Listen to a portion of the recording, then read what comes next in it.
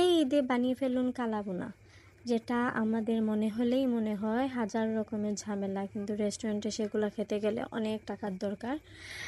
তাই কুরবানি ঈদে অনেকের ঘরেই এই গরুর মাংস, খাসির মাংসটা অ্যাভেলেবেল থাকে, সেজন্য আপনারা খুব ইজিভাবে বানিয়ে ফেলতে পারবেন। আমি রাঁধুনি কালাভুনার মশলা যেটা, সেটা দিয়ে বানিয়েছি, অনেক ইজি। সেটা কিভাবে আমি করেছি আপনারা ভিডিওতে দেখতে পাচ্ছেন। আর আপনাদের কাজ শুধু নেড়ে চেড়ে দেয়া, মানে কোনো মতেই যাতে পুড়ে না যায় সেভাবে খেয়াল রাখা। তারপর গরম পানিটা দিয়ে সিদ্ধ হয়ে আসার পর আপনার যে কালাভুনার যে ছোটো প্যাকেটটা, সেই ছোটো প্যাকেটটা আপনারা দিয়ে দিবেন।